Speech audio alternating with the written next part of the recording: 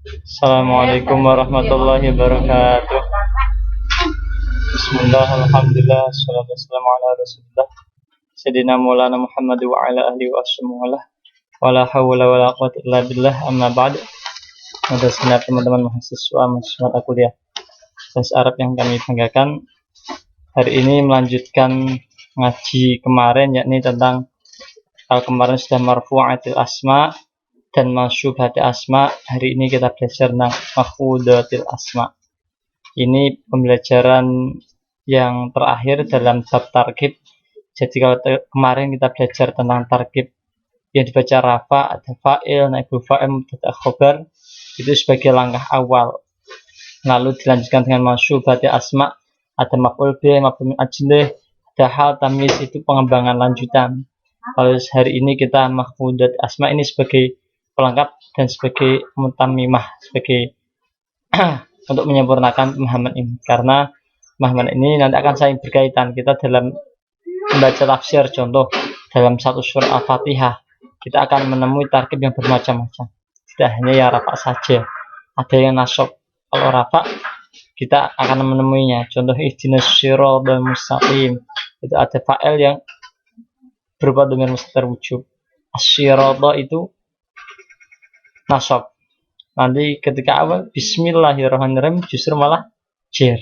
Jadi ini saling berkaitan. Dalam makhfudatil asma atau tarkib-tarkib yang dibaca jar itu ada 3 secara umum. Yang pertama yakni mudhof ilaih, yang kedua ini jar majrur, yang ketiga ini tabi atau tawabi'. Yang pertama ini mudhof ilaih. Kalau dalam term alfiyah, nunan talil i'raba aw tanwina mimma tudhifu katurisina wasani yajrur wan wi min aw fi idza lam yasqil ladzaka wal lam mafudha. Kalau kita mungkin kemarin sempat pernah mendengar istilah Islam Nusantara, itu juga bisa termasuk kategori contoh mudhof ilaih, tapi dalam koridor bahasa Indonesia. Islam Nusantara itu menyimpan arti Islam di Nusantara. Mudhof ilaih itu bagaimana? Jadi mudhof ilaih itu ada kalimat yang dalam kalimat itu menyimpan makna wan, wi, min, atau fi. Menyimpan makna min atau fi. Contohnya khotamu dhahabin, itu artinya cincin dari emas, khotamu dhahabin. Dan juga bisa fi, atau ada juga yang bermakna menyimpan li, ghulamu zaidin, itu anaknya milik Zaid. Ada fi juga sekolah di seperti tadi Islam Nusantara.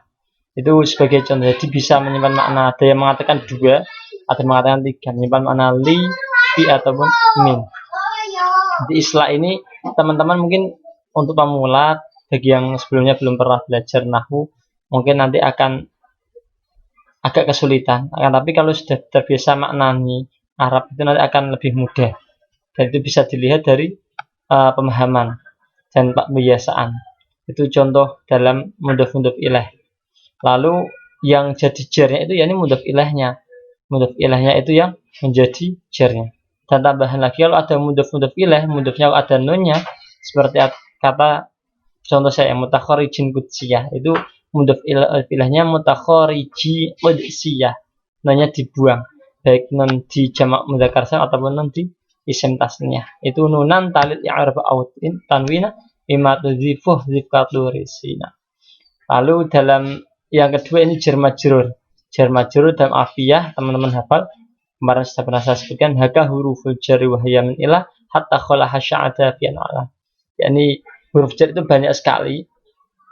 Wa hiya min ila, ada huruf min, ila, haka hurufnya hatta khalaha sya'ada fi ala. Kalau khola hasya ada kemarin sudah pernah dibahas di istisna, bisa menjadi huruf jar dan juga bisa menjadi istisna. Nanti kalau dalam lafaz di kitab Jurumiyah itu wahiyya min wa illa wa nu ala wa fi ruba wa kaf wa bai wa ta'i wa huruf wa kaf wa bai falam ya hurufil qasami. Huruf qasam juga termasuk wahiyya al waw wal ba wa ta'u. Di huruf jar itu rafanya banyak. Tadi sudah saya sebutkan, di afiyah maknanya masih terlanjur maksus bimuz, bimunzu, waktan, wabirub, dan sebagainya. Jadi huruf jar itu banyak cirinya. Kalimat kalau setelah huruf jar itu i'rabnya menjadi kasroh atau jar. Contohnya kita setiap hari baca Bismillahirrahmanirrahim.